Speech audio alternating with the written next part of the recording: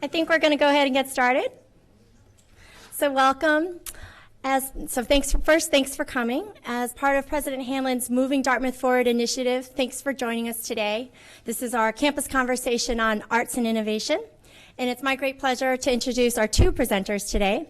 We have Adrian Randolph, who is the Associate Dean of the Faculty for Arts and the Humanities, and Trip Davis, who's our Executive Director of the Office of Entrepreneurship and Technology Transfer. So I'll turn it over to them now. Thanks. Great. Thank you, Amy, and thank you to President Hanlon and others who have helped organize these events, which hope to bring us together and to inspire conversations. And I'll start off with that.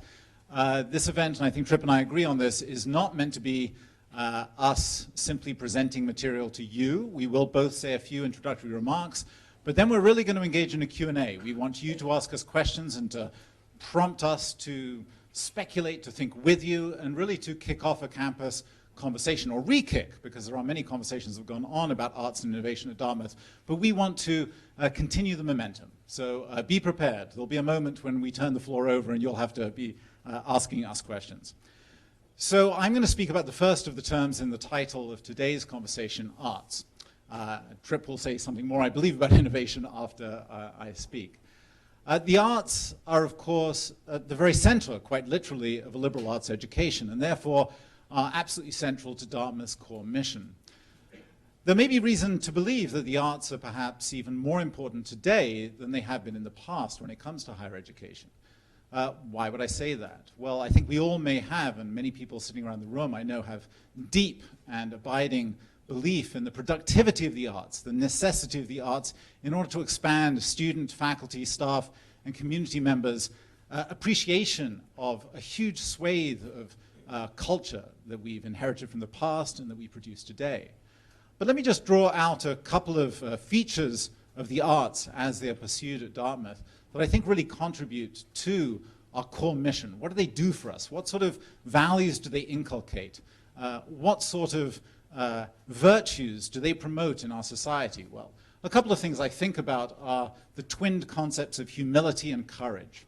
I think any of us who've had to learn an instrument, stage a play, or produce a work of art in any environment have faced the absolute terror, in a way, of having to put ourselves out, put ourselves on the line to transcend certain barriers set by society or set indeed by ourselves.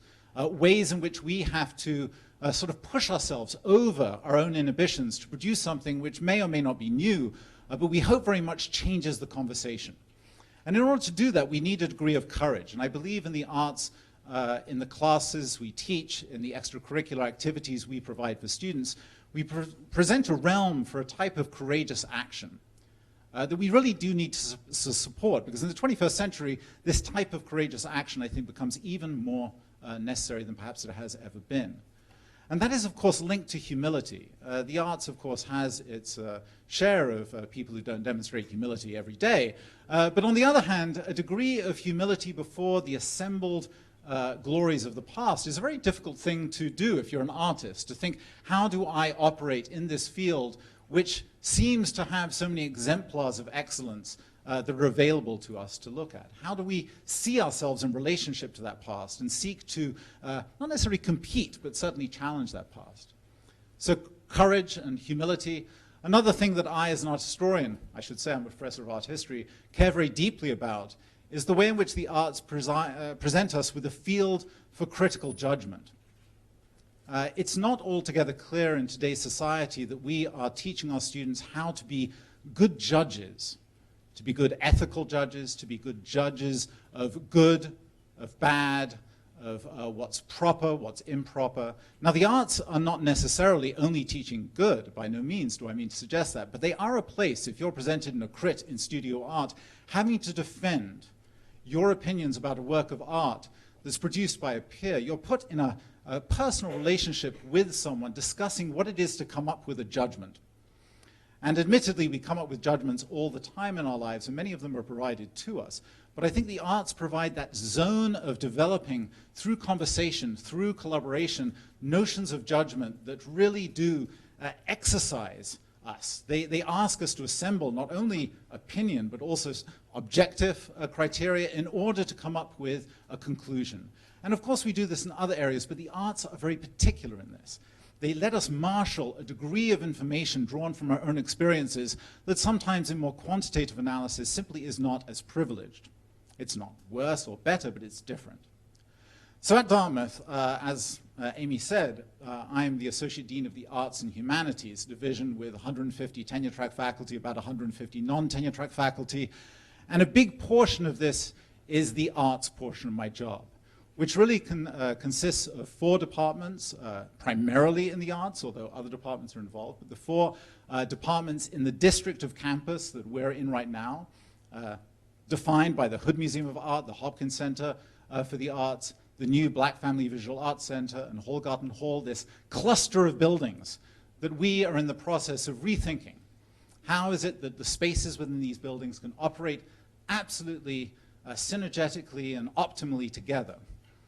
Now, in these departments, we have about 80 faculty teaching about 165 classes a year, with over 2,500 students enrolled in those classes, passing through this building, and then intersecting with portions of extracurricular, co-curricular activity, the Paddock Library, the Hopkins Center, which puts on the fabulous weekly presentations of performing arts, the Hood Museum of Art, the exhibitions of which we're all lucky to see if we venture upstairs in this building.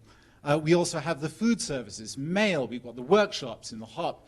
This is a bristling and bustling part of campus, and yet we're trying to think, how can we bring together the curricula, the co-curricula, and make more than the sum of the parts? And with the planned renovations and revitalizations, both of the Hood and of the Hopkins Center, we're eager to work with you to think, what is it that we can make out of this cluster, this potential cluster of buildings and spaces, something more than simply classrooms and empty space outside of them. We want something more than that. So let me just talk to you about 3 types of spaces that operate in this district, in this area, and just maybe that'll spark some questions from you as we move to the Q&A.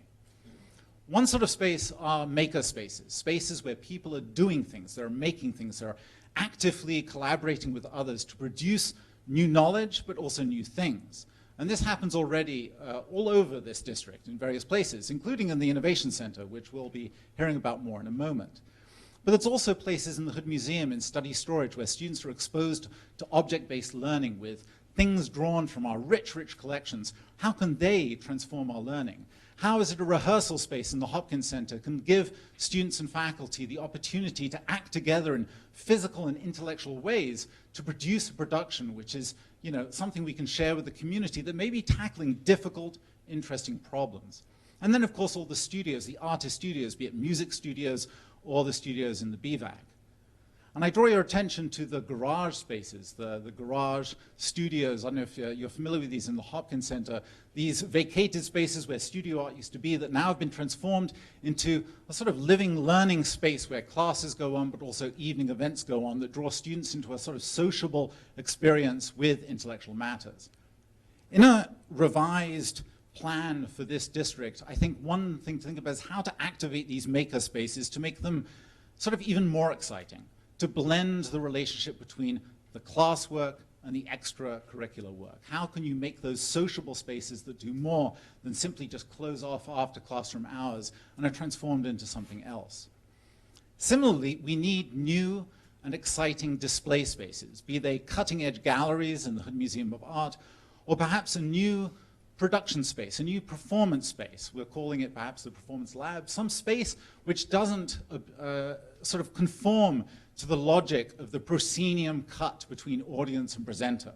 Something which allows a sort of flexible performance of music or theater that enables us to participate in the global changes that are transforming the arts, the interdisciplinary, intermedial arts, no longer bound by a particular talking person to an audience as we're working here, but rather something that binds us together into action and performance.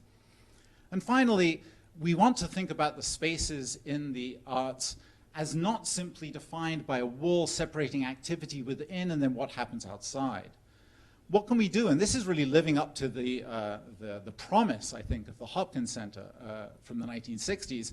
This notion of having a place where the empty spaces, the voids, the lobbies, the corridors are not simply neutral spaces, but rather are activated by possible learning activities. The windows going through the Jaffe Friede Strauss galleries, into the wood shop, into the studios. The Hopkins Center was meant to be, and didn't ever necessarily live up to all of its expectations, but was meant to weave the activity going on inside those spaces with what was going on outside.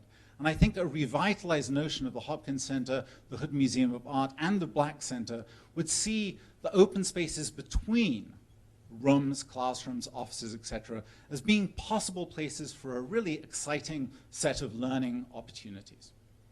So with that, I'm going to draw to a close. I just will say, to remind you, think about the arts as a place of humility and courage, a place for the potential exercise of judgment, and the spaces we're considering, how they impact the type of work we do.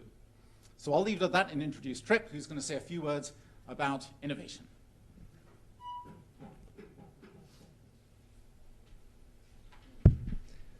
Adrian, thank you. Let me bookend it with a few comments about innovation and entrepreneurship and our support of President Hanlon's vision. And then we'll transition to engaging you in a discussion, a series of questions. We really want your feedback as we look at this vision and then take on the task of implementing. So my name is Trip Davis. I'm a 1990 graduate of Dartmouth and have recently accepted the appointment to be the executive director of the new Office of Entrepreneurship and Technology Transfer.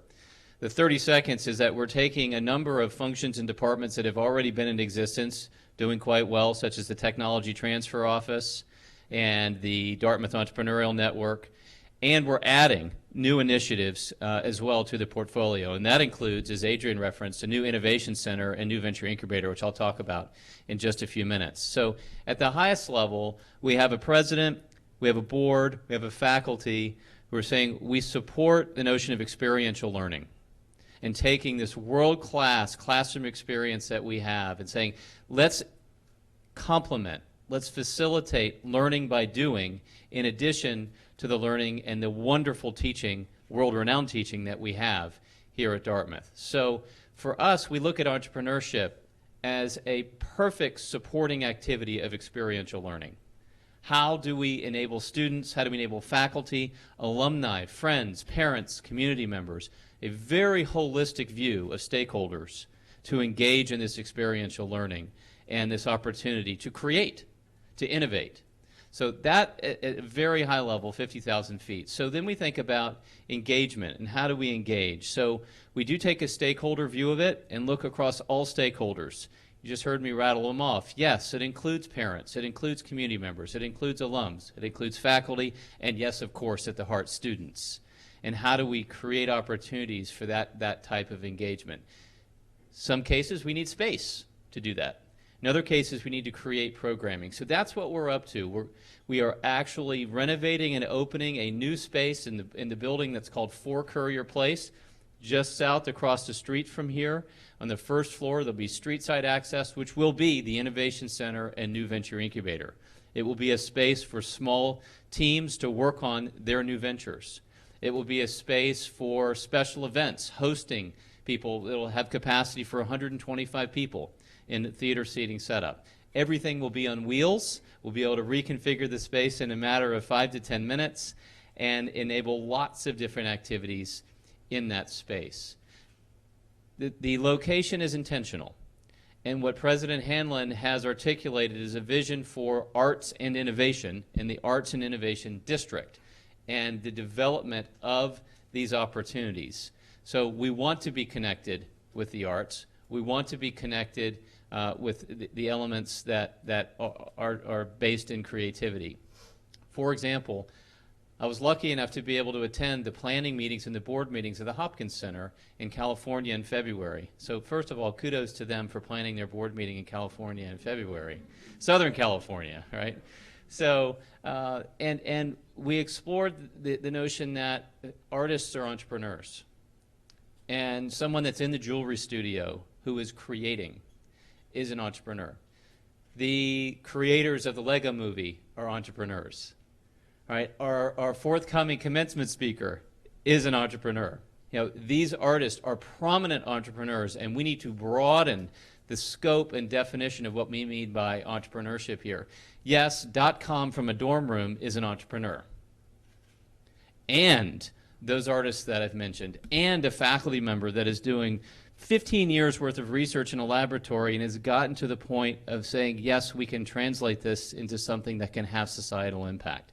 We want to look across that entire scope and facilitate those entrepreneurial activities. So engagement is our principle. That's our value. How do we engage and serve members of the Dartmouth community? They might be here, they might be in California, they might be somewhere else. So I also want to point out along a time continuum, yes, in your dorm room would be a good place to start. That being said, this is not about just finding student ventures that are happening in dorm rooms. We're speaking to alums who are 5, 10, 20 years out, who are just now ready because of a whole series of things. Maybe it's deep experience in a particular sector that are ready to make that move and be entrepreneurial. Oftentimes, those are the most successful entrepreneurs because they've gotten the experience, they have that domain expertise, and they're ready. So we want to be relevant to that alum that's been out for 20 years and is already a senior person in the industry and is starting his or her firm. So it gives you a sense. The scope is pretty significant and pretty big, and we are seeing a terrific sort of outpouring of support. Let me finish by talking about the spaces a little bit. Another term I'd like to propose and get your feedback is portfolio. We look at a portfolio of spaces. So one space isn't the answer. An innovation center or new venture incubator can be a hub of activity. It can be related to the other spaces, the various studios and activities here. There also, as many of you know, there's a prototyping lab at Thayer. There are a number of other spaces in Geisel. There's an incubator at Tuck. We are looking potentially at other relationships in Boston, in New York, in San Francisco to extend this wonderful geography that we have here. That is an asset for those of us that live here, and it's a liability if you're talking about entrepreneurship on a global scale. Well, we can engage in those locations and look at it like a portfolio of spaces, not just having a space as an answer. So we'd love to get your feedback on how can we facilitate entrepreneurial activity in existing centers, in institutes and spaces so that we can be helpful. Michael Casey is here, was visiting with his team on Friday, just right across the way in his studio. What a wonderful space and an opportunity for us to do things, potentially to have student teams working with Michael and his PhD candidates and postdocs, as an example. We want to be engaged with you, we want to be supportive, and we want to look for ideas where it would make sense to foster entrepreneurial activity. So, with that, I think what Adrian and I want to do is open it up. We can certainly pose a few questions. I see Jeff hovering there in the background. I think he might have some comments too. We've got a question ready to go right in front. Use the mic.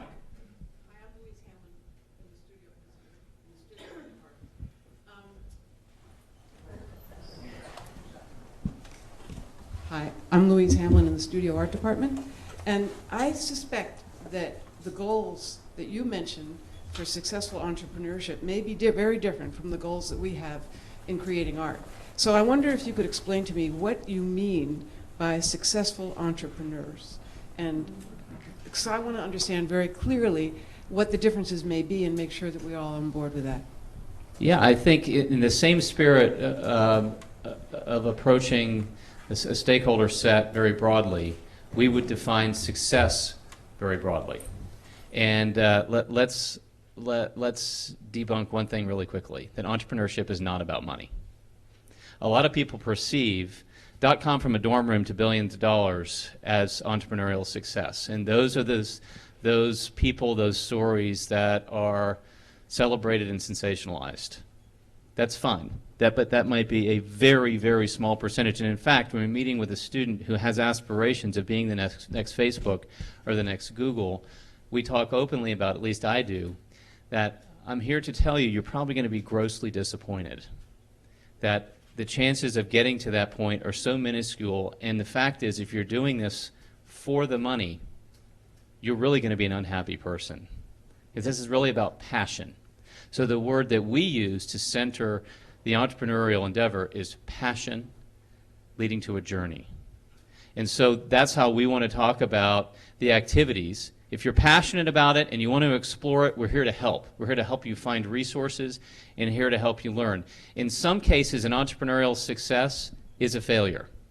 Someone decided, I've been at this for a while, this is not going to work, I need to put the car in park and stop and figure out what I learned. And then this in vogue term that a lot of our investor friends like to use is pivot. So I stopped, and now I'm going to pivot and say, that didn't work, but what I learned was that maybe this is a different way to apply this technology or this thinking, and I'm going to work on this for a while. So it's a process, it's a journey, and sometimes failure is success because you're learning, and you're learning what's not going to work. So those are some observations. I'm just going to jump in for a moment and say that one thing that I would like to see Dartmouth do is invest also in the success of having many of our graduates go on to be very successful artists. In other words, I think we're looking for the success of entrepreneurs, but I also want to emphasize that we want students to come here and be the very best artists they can be. Now, it could be that that's only during their time here, but afterwards, in other words, I'd like to see an equal emphasis put on entrepreneurial success as artistic success, as opposed to seeing them as both, not necessarily just one and the same thing, but perhaps mutually encouraging, synergetic. Does that make sense, Louise, or not? I'm not quite, but go ahead. Okay. What makes you think we're not doing that already? Oh, I think we are. But, I mean, surely we want more support. I'd really like to know how the arts got attached to business. Because essentially what you're promoting is a business model. And no one asked me about putting that in the title. You can hear me, right? You need to be on the mic for the video, Esme. I would like to know how the arts got attached to business.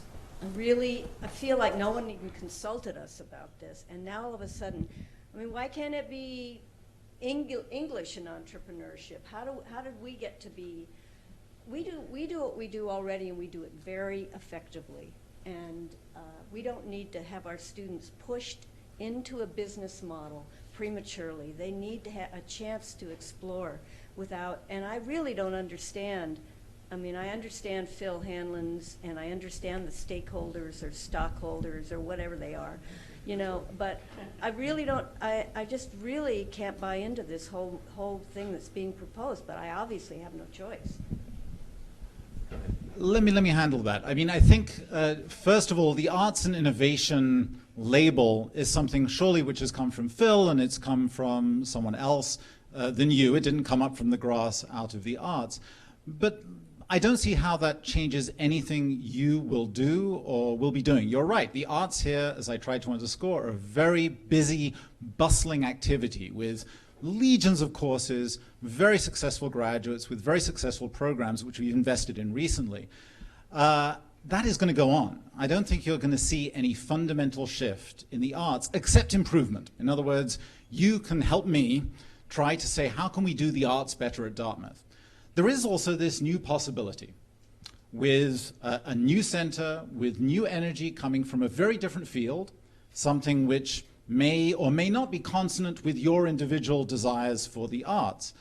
I would see that not as a threat, but as a possible, you know, sort of area for cooperation. The same as we cooperate with our colleagues in the sciences, we cooperate across campus with many people. Geographically, this is an experiment to see, are there potentially synergetic relationships that would bring us together and have our students perhaps find some subset of activities where they learn from each other. It sounds to me, the way Tripp's talking about entrepreneurship, that they would benefit from perhaps engaging with the arts. The two sound activities don't seem entirely dissimilar. That said, I don't think we're asking every student who studies art to suddenly go over to the entrepreneurship track, and neither are we expecting all of the students going through entrepreneurship to suddenly become artists. I think there's a subset of students for whom this will be particularly interesting, but I don't think let's say, we are suddenly going to impose some idea of artistic creativity on the Innovation Center, and I don't think the Innovation Center is going to do that to the arts either. So we should be Yeah. confident It's- in the strong arts program at Dartmouth. Yeah, well, and your comments are terrific and very thoughtful, because dating back to several years ago with Carol Folt, imploring us to think broadly, to think openly, that exactly as you said, this is not about business, this is not about money, and the language is important. It's about stakeholders, not stockholders, as you pointed out. So as we look at this, I was an English major. I spent many hours right in this very room with Lorenza and did an extensive senior study with him. I deeply believe in the exploration of the arts, the liberal arts, the humanities. I personally had that experience and want to be supportive of the community, and I think you're exactly right. The second that we make this about business, we're being asked by many to define or outline the metrics by which we will be measured for success. And I can tell you that we're pushing hard for the notion of not money raised or money or companies created or some of these that are prototypical metrics for an innovation center. Rather, we're looking at engagement. Have you had a good learning experience? Have you had an opportunity to meet people that you might not otherwise have had a chance to meet and engage? So on and so forth. So I can hear your passion, I can hear your concerns, and I want you to know that we really do understand. But if it's not about business, why did Phil say there's going to be a copyright floor in Fort Courier? Isn't that business, copyright floor? No, it's totally unrelated. We have 2,600 square feet, smaller than this room, that has been allocated for us to create this wonderful multifunctional, multi-dimensional space. The fact that IT and computing services and others might be in that building, it's just like having another department in your own building. Totally unrelated. Hi, my name's Walker Fisher. I'm a 14 here, and I'm a theater modified with computer science major. And I appreciate everything that's been said here today. To further along kind of the questions that have been asked and to contribute a student voice, I feel as if the intention behind this entrepreneurship is just the ability for the student to self-affirm and to be able to tell themselves that they are achieving their passions and that they are pursuing it and that there are resources available. And with that being said, I think there is a good concern to be addressed that there is a business model being applied to this innovative arts, but at the same time, I think that business model is coming from what technology is bringing to society and culture. I know you mentioned that there's someone over in Thayer who's kind of going along this embracing non-determinism and what that means, and I think that can be applied here with students having the access to technology transfer and to be able to integrate the arts. And me being a digital artist, I would like to incorporate Sudikoff as being a part of this kind of digital art center, even though it's actually not on this side of campus. But I think there's something important here that's not really being targeted in how students can approach this, but with technology transfer, you can encourage students who are artists to be cultural geneticists. And what I mean by that is I myself, who originally found traditional forms of art, was particularly theater, didn't feel like my true potential was being unlocked until I found mathematics and particularly computer science and digital art, where the self-iteration process was instantaneous. I think there's a lot of skill and a lot of craft in being able to have a long time lapse of period to be able to create art form, particularly with painting and drawing. But on the opposite end, which I think relates to just how culture is developing, the ability to have instantaneous iteration with the self in front of the computer, we've seen has helped people write papers over time, but with art, that's a whole new level of instantaneous explosion that kids can discover about themselves. And with that, you were saying you want to try to figure out how to develop this center of art to be some type of living superorganism. And I think the way to do that is to have the initiative be put on the students to be able to spark and catalyze a thought. Because if everyone's thinking the same thought, it's the idea that prayer will heal our nation, which is that if everyone is consciously thinking and valuing the same thing, it will obviously manifest itself within the objective from the subjective. So my question being put to you is, how are you going to differentiate between what this technology transfer is doing to the art and traditional forms of art themselves? Because there's a beautiful, beautiful relationship evolving that needs to have some form of guidance. And how are you going to implement that structure so students are able to realize that they can self-affirm with instantaneous iteration? And how does technology transform the arts, especially here at Dartmouth in the middle of the woods? I think I'll have to grab onto that one. I think that's more me than you. I don't know if I can give you an answer to that. I mean, how we are going to support the integration of the type of feedback mechanism you're talking about, the instantaneous new technology, the way new technology it sort of produces this feedback loop with the producer versus the more traditionally time-based work that extends. I think I would say I'd want a rich ecology in this super organism we're producing.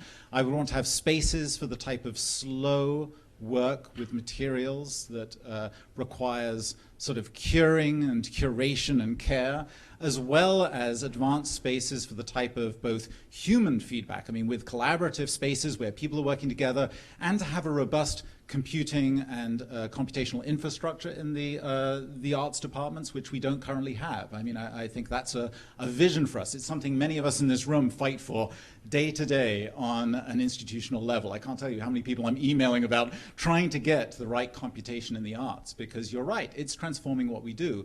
We don't want it to transform it to such a degree that many people don't recognize it anymore. For you, it's a different thing, but we need to have a sort of multivariant approach to this, to say we're going to have very different types of art practice, and it's very challenging.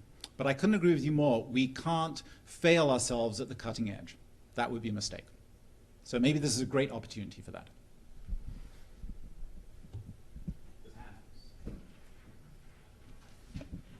Hi, my name is Colleen Randall, and I'm a professor in the studio art department. I've been here for 25 years, and couple things.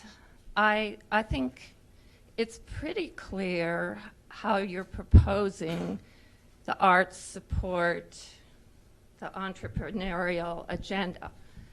I think what is at question is the role of creativity in a liberal arts undergraduate institution has always been problematic. It doesn't quite fit into the traditional academic scholarly research model. It's a different language. And I think academia has struggled with trying to create metrics to evaluate, to measure success.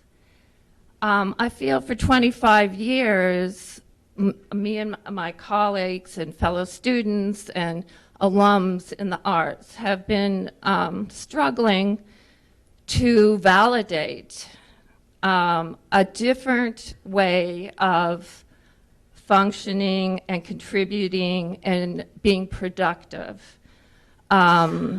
within academic world, so that the arts are not just viewed as a service area or a service department to illustrate a place where people can have a studio space and take their ideas from other areas and then realize them.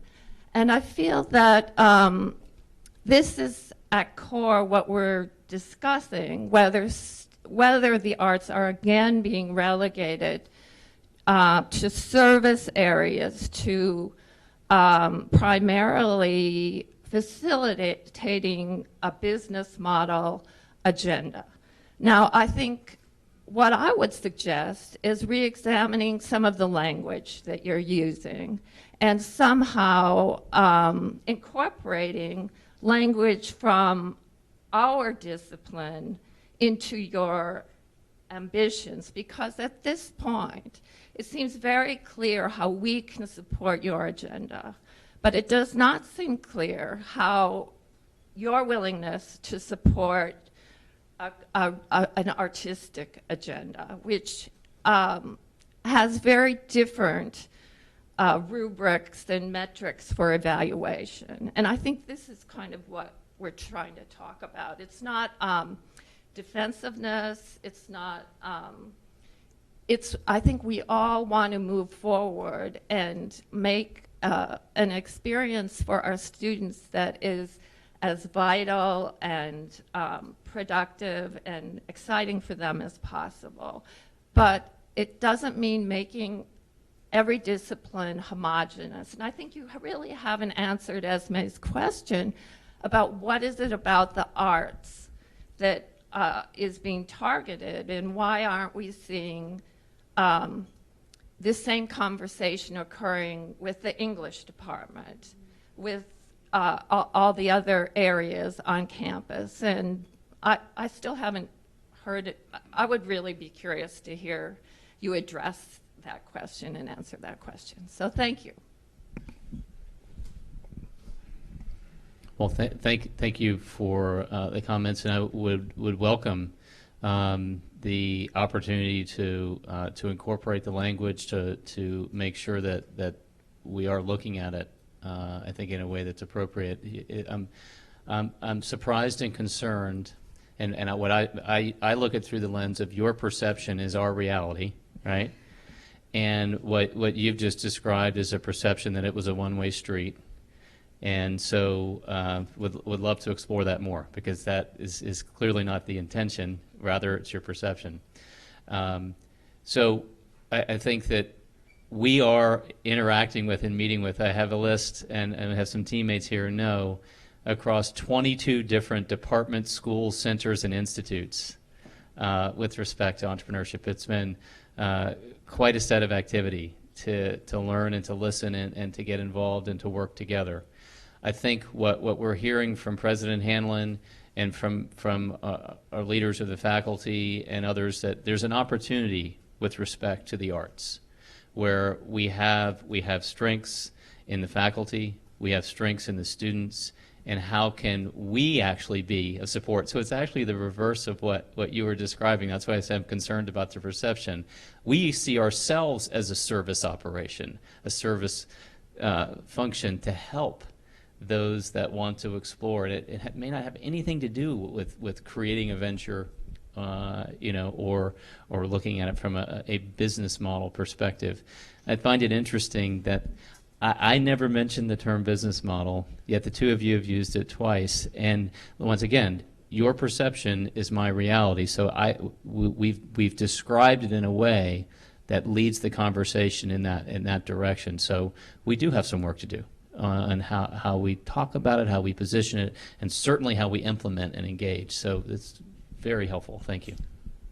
I just want to underscore that having a robust, active, and continuing commitment to the arts is part of this vision. In other words, I don't think that's changing. I think we're actually more continuity than radical rupture with linking this to innovation.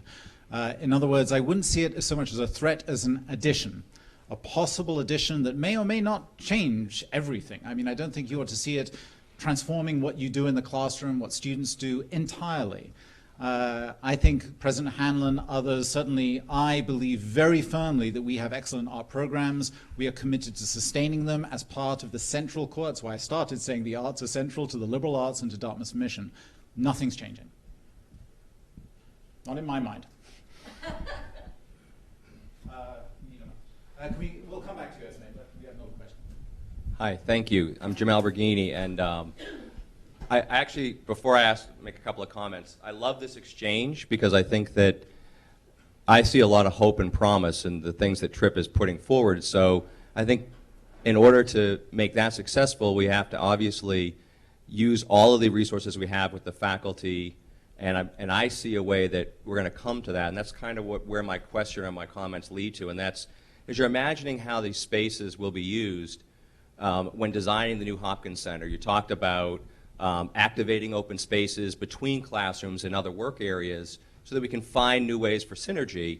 I just want to make sure that, because I do the events, I want to make sure that we facilitate that process. So in the design stage, that we're able to incorporate not only your ideas, but again, also the ideas of the faculty about how we can be supportive of the academic goals and also create this synergy for kind of new things to occur.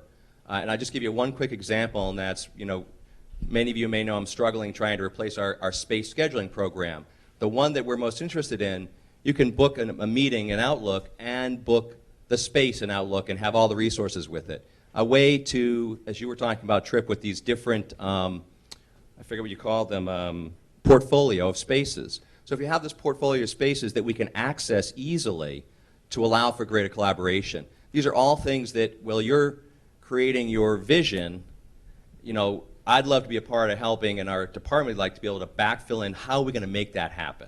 Okay, so that's, you know, again, not getting away from the idea that the goals that we have artistically should be superseded by business, but how do we facilitate the whole process?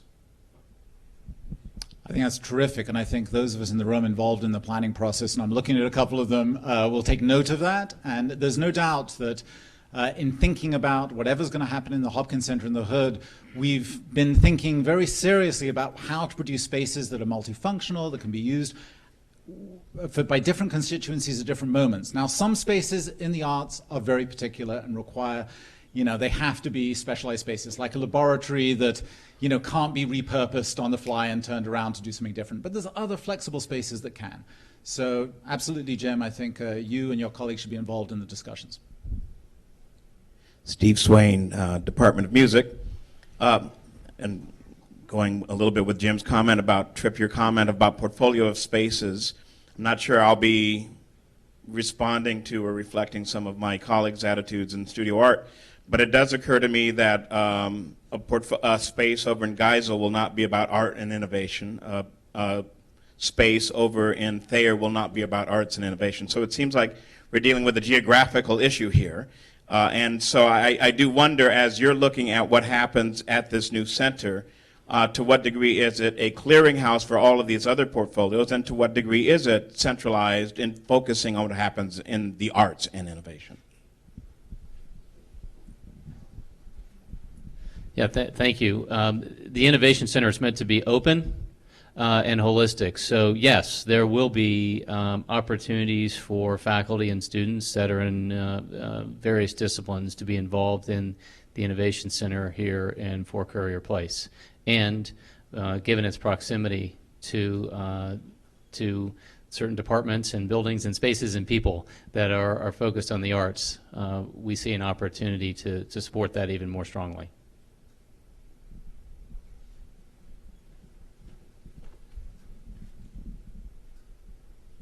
I just wanted to respond to you saying that nothing has changed, when in fact Phil has already started his reallocation of budgetary funds, 1.5% every year, as I understand, going forward. So in fact, a lot is going to change in the next few years. Isn't that true?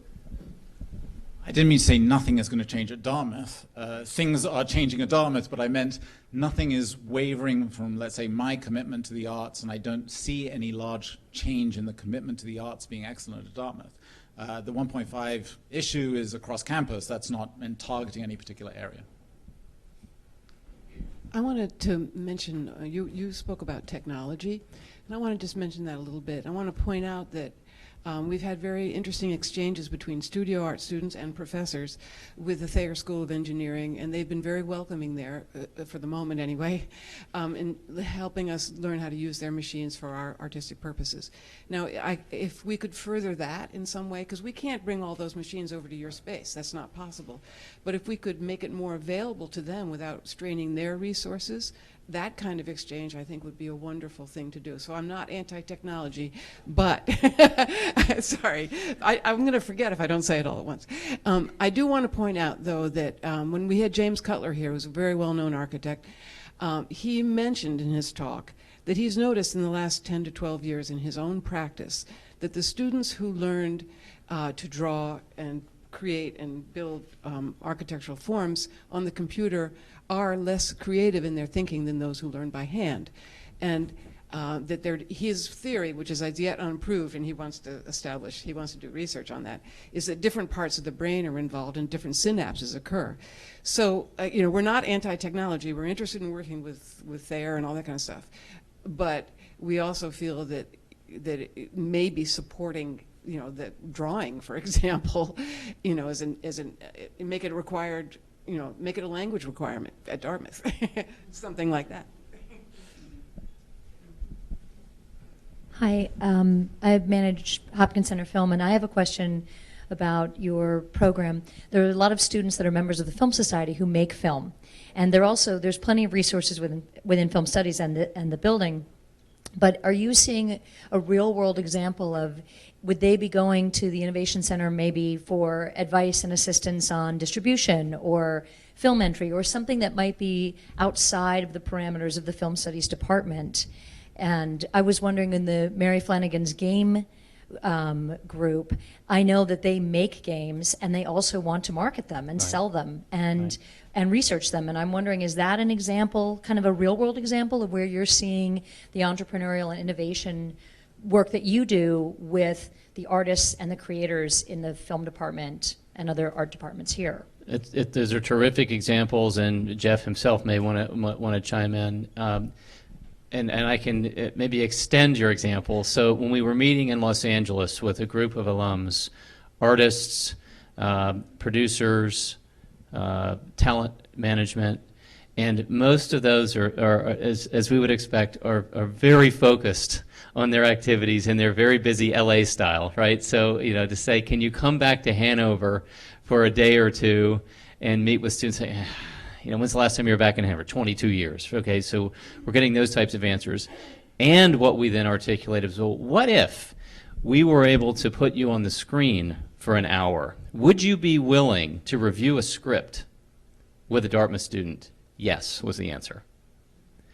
So to engage that type of experience and talent in a market, a hub, a global hub like Los Angeles and Hollywood, to further the educational experiential learning experience and have those iterations happen. So, and then the other aspects that you mentioned, yes, how can we link? So we see it as a facilitation process. We're not advising, we're not doing, we're saying we can connect you with those that are Dartmouth friendly around the world that might be able to help you. So that's an example. I just wanted to piggyback and just say that the Department of Film Media Studies had its first inaugural off-campus study program in LA, although some people might say foreign, but that's a different issue. And part of that program, organized by Professor Mark Williams, was engaging students in internships, many of which were generated through the Dartmouth network of people in the industry. And so there's a number of pronged ways in which this is weaving together students interacting about film and video and how its production goes, not just its making, its directing, etc. I had a question. You were talking about scripts and so on. A lot of students, bless their hearts, come to Dartmouth thinking they already know how to do everything, and they don't want to take classes, they just want to make a feature film. And so how is it that, in terms of what Adrian started with on critical judgment, when do you say to a student, you don't know what you're doing, take a course? And if you are directing the students, having them show their perhaps underdeveloped scripts to professionals, while we are trying to only send the best students to professionals, isn't that sort of a competition? And how do you redirect students who aren't quite ready for professional level work? Oh, it's a great question. Every minute of every day you're not ready. You have more to learn. And those most frustrating moments for me, frankly, and for our teammates is when someone says, I've got an idea and I want to tell you all about it. That's great, but go do something about it. Go learn, go practice, go engage in actual coursework or in co-curricular programming that we're creating. And most likely these alums, these folks in the network, are not going to sugarcoat it. If it's not good, they're going to tell them. And that's part of this experience, to say, you've got a lot of work to do here to that particular student. And so that's what we want to foster. They're going to do it anyway. They're reaching out to these people on LinkedIn, on Facebook. So to consider ourselves gatekeepers, and we should be part of it. And they do believe that they might be, whatever, the next feature film producer or the next Facebook creator. That's fine. Many of them are going to stumble, and we can help them. We can help them do that in this environment and learn. So I couldn't agree with you more. I mean, we want them to take advantage of the resources of this incredible institution. Hi, Jeff James. Just a couple of comments. I feel as though, Adrian, in surveying the crowd here, you're very much speaking to the choir about the arts piece of this, and Tripp seemingly not so much about the entrepreneurship and innovation piece. And what's been particularly illuminating is to hear this exchange about the kind of language we use. It feels to me as though almost from the very beginning, the use of language has been a little bit difficult, in that Phil, in beginning to use this term experiential learning and using the term entrepreneurship and innovation, I think a lot of us, at least this is what I picked up in the early days, felt that we are kind of already doing that for years and years, for decades, the arts on the campus have been about pushing the edges of the art forms that they're in, and about innovating all the time, that the creation of an artwork is essentially always a moment of creation and innovation. And so this is kind of our territory already, we thought, I think. And so on the other hand, it feels as though it's a sensible conversation to be trying to share too, because there are other kinds of innovation, obviously, and that as we heard from Walker, and as I heard from a film student in a panel we did out in LA, who talked with great passion about a film he had actually managed to make as an entrepreneur, that there does seem to be some promise on the student side of things for finding those students who are ripe for making a move of ambition and passion, such as entrepreneurship is about. So my hope would be that we all have an open mind about this, that we understand that there's a give and take that has started in a productive way today, and that we can find the right ways to move forward.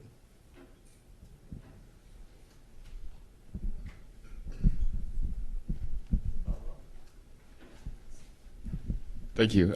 Just to respond, since my name was mentioned within that comment, I completely agree that this place is already notoriously known for being incredibly innovative in expanding the self and self-discovery through the arts.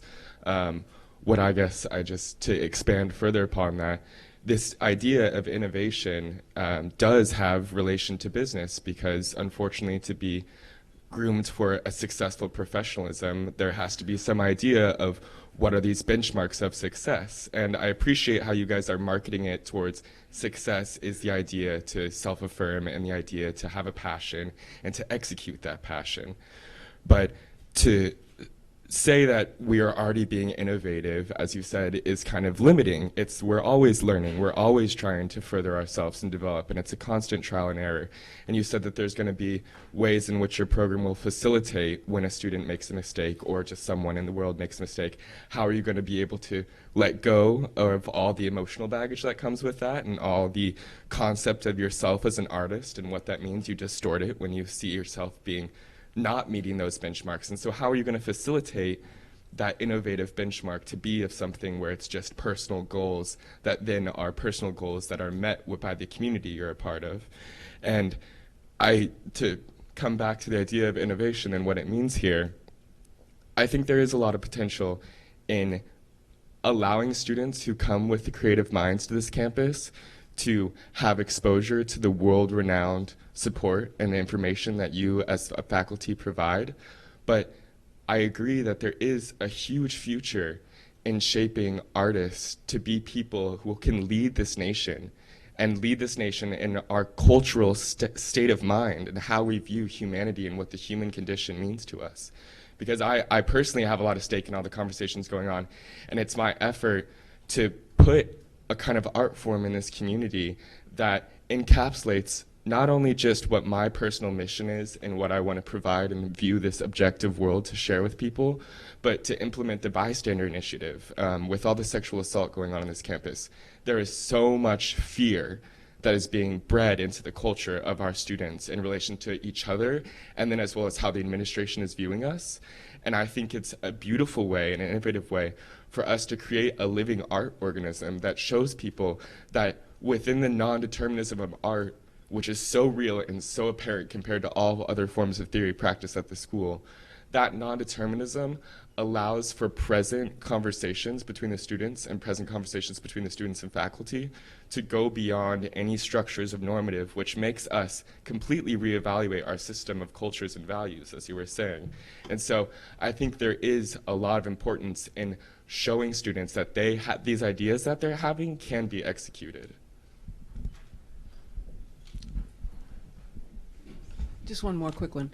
You know, when we're talking about innovation, I think one avenue of exploration that could be very useful for our culture is innovation in how the arts are supported in this country. And because it has become such an elitist thing, you know, kids who used to meet at the Museum of Modern Art 20 years ago have to pay $25 to get in, you know, and a lot of the arts are dying because they're not supported, and you know, it's become an elitist activity. And I think that kind of innovation and how we could help students think about different ways to make the arts part of the culture. That's a little bit what you were saying. And not a particular, no, I'm not talking about propping up opera because we have to, but I mean because, you know, making opera part of everybody, making it affordable, make it like it used to be, you know, everybody could go, instead of making it an elitist activity, and make art part of people's lives again. I think that's a wonderful direction that entrepreneurship could go.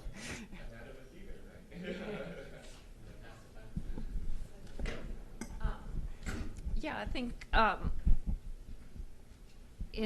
you know, my friends who in Europe, there's a whole different kind of culture in terms of support or appreciation of artists and the art community that there is in the United States, and that over the last 30 years has really changed. So there's such reduced support, like from the NEA. There are very few national funding sources for the arts. I think those kinds of conversations, having conversations, giving a voice to students who want to see that what they are doing is going to have an impact, is going to have a say. Those are things that would be really helpful and useful to do in this context. And they're things that within our own department, and I'm sure other departments, we've tried to connect our students with alums out in the world, but that's an additional burden, you know, of time beyond our own academic responsibilities and things. So I think there are a lot of things like that, but they do. I have to say, I think the language is a barrier a little bit coming out. You know, that maybe it could be something that that sounds more interdisciplinary. Could I just respond? We've got a question in the back, but just before we get to that, I mean, the mic will get back to you.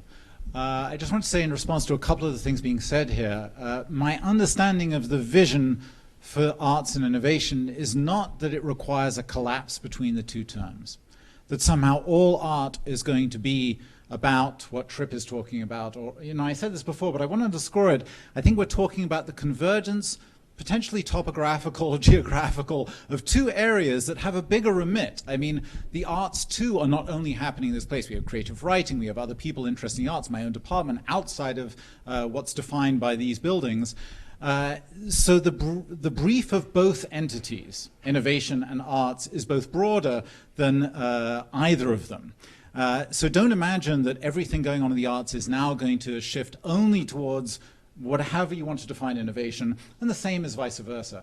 I think what we're talking about, and this is in line with what Jeff was saying, is what are the possible upsides to this new, you know, possibility set before us? And I think we ought to keep our minds very open about how potentially people working in the Innovation Center might help a student like this to think differently about his work, and how that might help open up new areas. I don't think we should close our minds to that. But we also shouldn't think that the conversation is foreclosing what they might do or foreclosing what we will do, if it's a we and them. I don't even want to say that. What we as a groups will do in our different subcultures. So don't feel so threatened by each other, I would say, across the way. This is really just a possibility rather than a closure of possibility within these areas.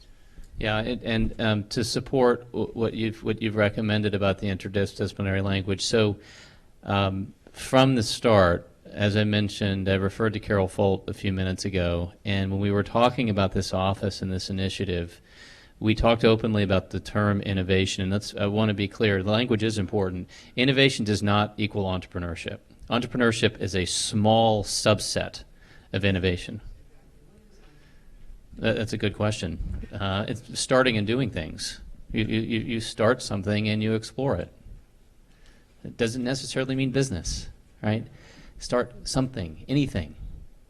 But the idea that innovation, and Carol, sitting with Tillman Gerngross, who was my faculty partner in this endeavor and a bioengineering professor at Thayer, were crystal clear. Innovation applies to every discipline here at Dartmouth, and we have many great things going on across this institution. So, to be quite pedantic, this office will not have the word innovation in its name. So we did go to that level of discussion and said innovation is something that transcends the disciplines, and entrepreneurship will be a set of support activities that help people do things, start things, explore things. So thank you for sort of re-energizing this conversation about language. We obviously have a lot of work to do on it, and I want to give you at least some encouraging thoughts that there's an openness and a readiness to really treat it with respect the way that it should be. I think we have time for one more question, and then we'll have to, I think, don't we meant to draw it to a close at 12? Yeah, I'm Mark Williams at Film and Media Studies. It's been a very enlightening conversation. I think it's raised a lot of great topics. One of the things that maybe hasn't been raised is your vision for the role of research and history and theory within the arts, which certainly we're invested in a great deal in my department, and I think speaks to some of the recent answers regarding art history or the classics or other music, many other departments, and the role of this institution in recognizing innovation and entrepreneurship in those fields. Well, I'll just say something. I don't know if I can answer the last part of that. I can try. I don't know if you can either. But certainly in my opening remarks, I really wanted to draw out that when we talk about the arts, it's not simply the matter of producing arts, but also the reception. I believe being an audience member, being a critic, being a historian is part of the creativity, the courage, the humility, and the commitment that the arts require in a special way. Not uniquely, but in a special way. So far as how the center particularly can help support the research agenda, I think it's more directed at students than faculty, unless I'm misunderstanding the thing. So, student research, I imagine there could be a point of convergence. We talked about film and your activities that have to do with students getting internships and working sort of experientially outside of the classroom in ways that might be seen to link up with entrepreneurship. I think there's a lot of potential there. I think in the theater department and in studio art, we've taught, and in music as well, we've talked about how to get our students in touch with professionals who are alums in their fields. That is usually our way of linking to people who've been successful in the terms we care about. Not necessarily financial success, but success in their fields, excellent practitioners. And I would see that as potentially linking to students who have a fabulous idea who want to realize it. I can't see exactly what that would be, but I could imagine it happening in all of the arts areas. But I don't think it links so much to the faculty research scholarship that we do. I think that might be a separate conversation. Yeah, Mark, it just depends on what the research is. We look at what Michael Casey is doing in researching. There are all kinds of interesting innovations and actually inventions that might come out of his research in the field of digital music. That being said, different disciplines have different outcomes. So we're open, we're ready. I mean, if we can be supportive, we will be. Well, I'd like to extend a thank you to all of you for investing the time and to providing the feedback. We really appreciate the discussion today. Thank you.